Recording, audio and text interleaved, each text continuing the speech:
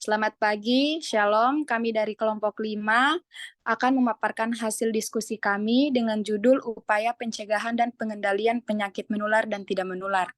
Sebelum pemateri kami membacakan hasil diskusi kami, di sini saya kelompok 5 akan memperkenalkan anggota saya. Yang pertama ada Anjeni Tawakim, yang kedua ada Dwi Citra Merdekawati, yang ketiga ada Veronica Datuan, yang keempat ada Melanie Gabriela, dan yang terakhir ada Jansensius Itlay.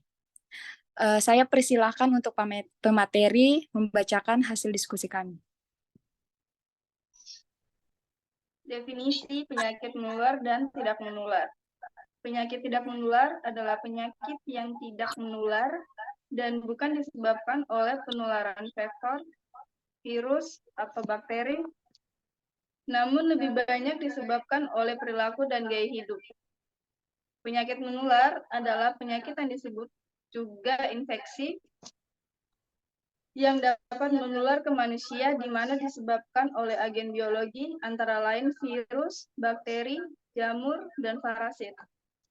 Bukan disebabkan oleh faktor fisik atau kimia, penularan bisa langsung atau melalui media atau vektor dan binatang pembawa penyakit. Jenis penyakit menular. Berdasarkan cara penularannya, penyakit menular dikelompokkan menjadi satu penyakit menular langsung dan dua penyakit menular vektor dan binatang pembawa penyakit. 1 hepatitis, 2 kusta, 3 HIV AIDS, 4 malaria atau DBD, 5 flambosia.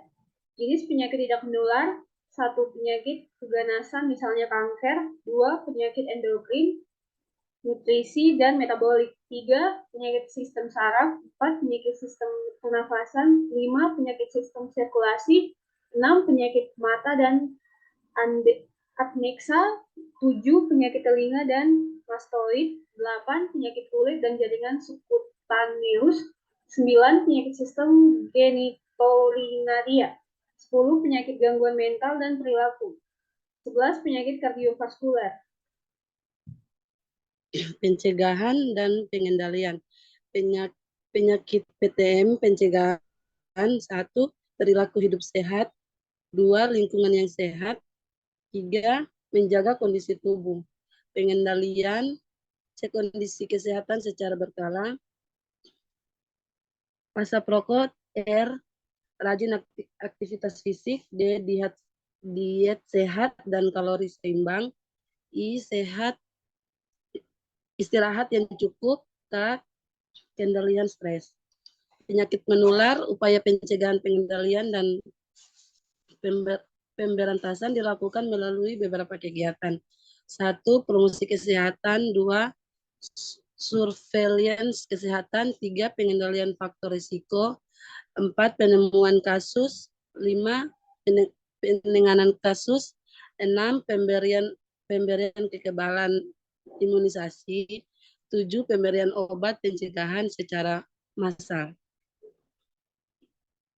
Faktor risiko PTM, yaitu ada merokok dan menggunakan rokok elektrik dapat menyebabkan kerusakan pada pembuluh darah.